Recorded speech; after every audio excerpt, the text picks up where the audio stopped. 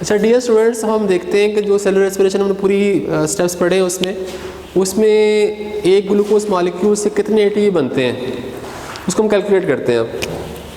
So energy calculation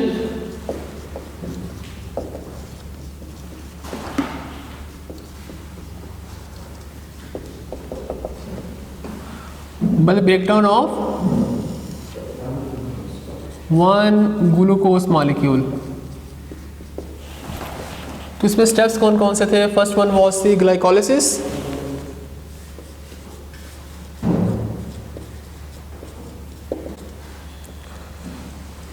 then there was pyruvate oxidation,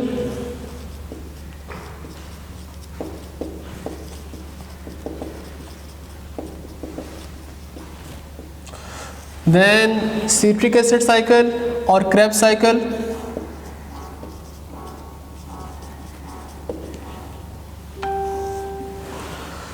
GML हम जानते हैं कि 2 बार हो रहा होगा, ये कितनी बार हो रहा होगा? 2 बार। GML भी होता है माइटोकॉन्ड्रियल मैट्रिक्स में,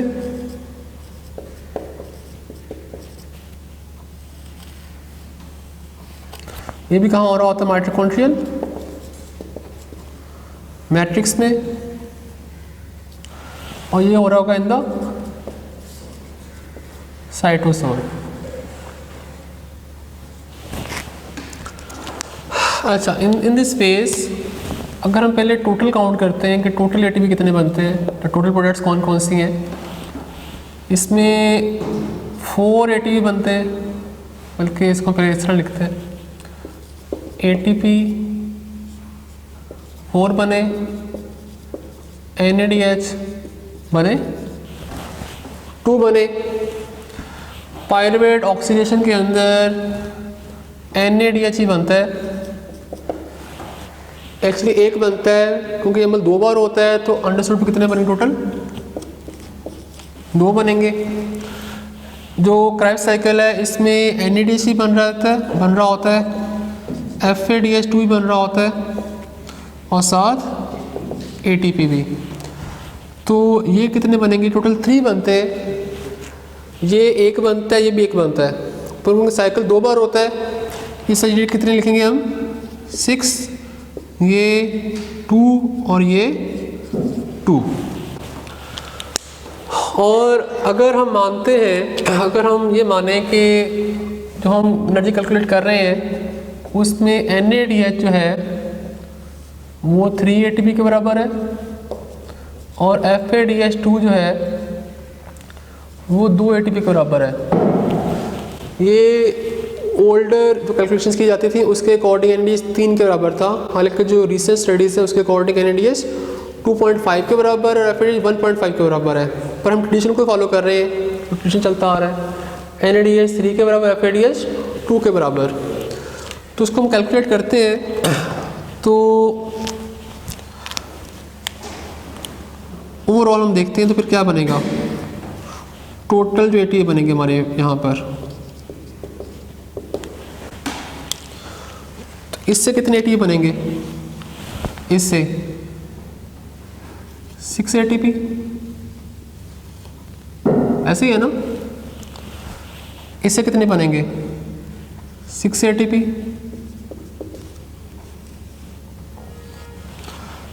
इससे कितने बनेंगे? 24, 18 बनेंगे। कितने बनेंगे?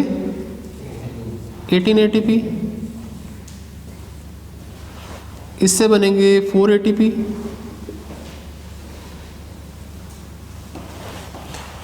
अब इसको हम कैलकुलेट कर लेते हैं, हम इंडिविजुअली भी कैलकुलेट कर सकते हैं। यहाँ टोटल ATP कितने में आ गए? 10 ATP, 4 + 2 + 6 10 हो गए। इससे कितने हो गए टोटल? 6 ATP। इससे कैलकुलेट करते हैं 18 + 2 20, 18 + 4 22, 22 + 2 24 ATP। हम इंडिविजुअली भी देख सकते हैं किस किस से कितने टोटल ATP बनते हैं। तो नेट कितना आ जाएगा हमारे पास? टोटल ATP कितने आ जाएंगे? 10 + 6 16, 16 + 24 40। कितने ATP आ जाएंगे टोटल? 40 ATP। तो एक ग्लूकोज को तोड़ते हैं तो टोटल एटीपी कितने बनते हैं? 40। कितने? 40। अगर हम इसका करते हैं नेट, एक ग्लूकोज को तोड़ते हैं तो नेट एटीपी कितने बनते हैं?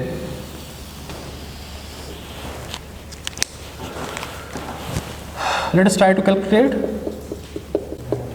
Net. In case of glycolysis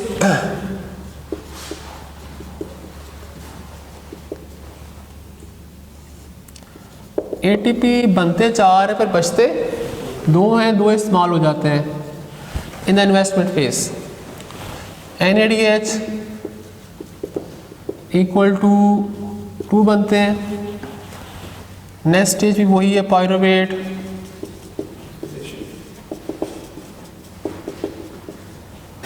oxidation, इसमें बनता है NADH equal to 2, then Krebs cycle equal to NADH, FADH2 and ATP। ये 6, 2 और 2। एक्चुअली मैंने पहले बताया कि ये अमल होता है साइटोसोल के अंदर। तो यहाँ जो NADH बना है इसने मूव करना होता है from cytosol into the mitochondria. तो यहाँ पूरा पाथवे चलता है। पहले वो पाथवे समझेंगे तो हमें ये पॉइंट समझ में आ रहा होगा। NADH कितने हमारे पास? 2 हैं। कितने? 2 हैं। यहाँ पर जो पाथवे चलता है ना वो 2 तरह के चल रहे होते हैं। एक को कहा जा रहा होता है glycerol phosphate shuttle system. Second is called as malate aspartate shuttle system. हमारे पास ना साइटोसोल के अंदर यहाँ पर मौजूद है NADH। क्या मौजूद है? NADH। Let us suppose this one is a mitochondrial membrane. What is this? Mitochondrial membrane. तो NADH विल बी ऑक्सीडाइज्ड। इससे कितने इलेक्ट्रॉन निकले?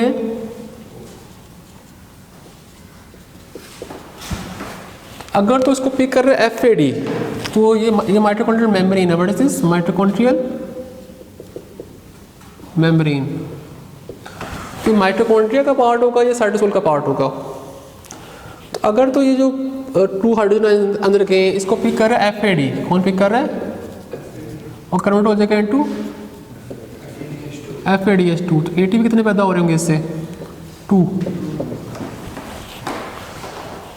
और अगर इसको पिक कर रहा है यही NADH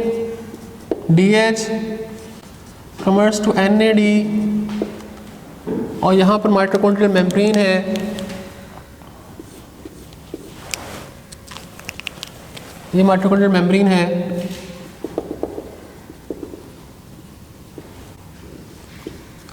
दो हाइड्रोजन आयंस अगर इसको पिक कर रहा है, दूसरा इलेक्ट्रॉन कैरियर NAD तो it will convert to NADH plus H positive.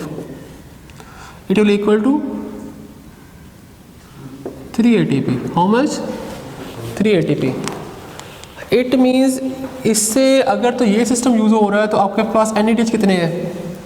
2 है। कितने? 2 है। तो 1 से 2 ATP बनेंगे, 2 से 4 बनेंगे। इस फॉर्म में कितने ATP बनेंगे? 4 ATP।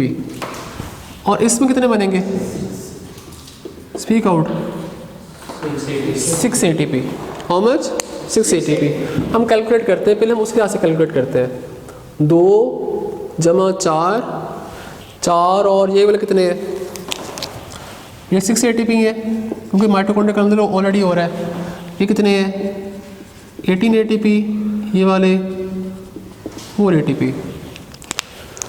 तो यहाँ पर था 2 + 4 6, तो इसका नेट आ गया हमारे पास 6। अगर वो पाथ ये वाला पाथ पे चलता है 6 + 6 12 12 + 18 30 30 + 4 34 34 + 2 36।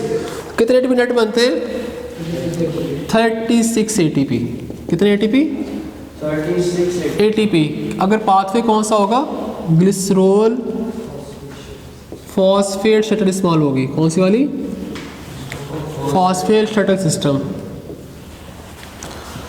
और अगर स्मॉल होगी मैलेट आस्पार्टेट शटल सिस्टम, फिर होगा 2 + 6 8 8 + 6 14 14 + 18 32 32 + 4 36 36 + 2 38। ATP कितने पैदा होने हैं? 38 ATP। अगर स्मॉल होगी malate aspartate shuttle system. That is the net gain of ATP from by breakdown of one glucose molecule। दोनों में टोटल 40 ही है। Is it clear? अच्छा, इसमें हम एक और पॉइंट भी देख सकते हैं। हमारे पास ATP जनरेट हुए हैं सबस्ट्रेट लेवल पर, सबस्ट्रेट लेवल फॉस्फोरिलेशन और केमी ऑस्मोटिक सबस्ट्रेट लेवल पर देखते हैं डायरेक्टली कितने बने हैं, टोटल कितने बने हैं? 4 + 2 6 बने हैं। कितने बने?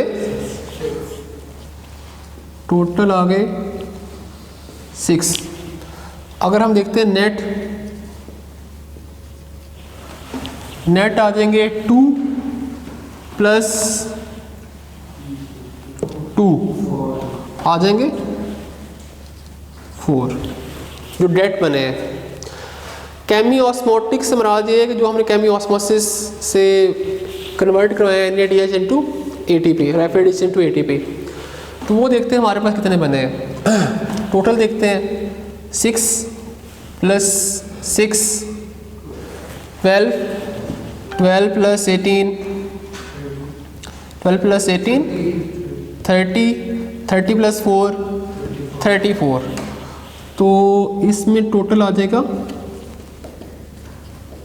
34 ATP।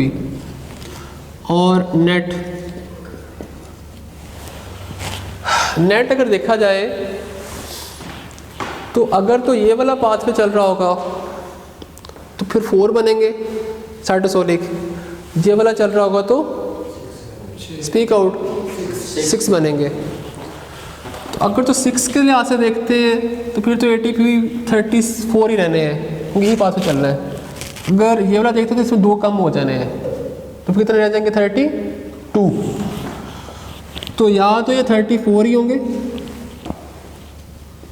या फिर 32। 34 कब होंगे? मैलेट एस्पार्टेट, और यहाँ पर आना है ग्लिसरॉल फॉस्फेट शटल सिस्टम।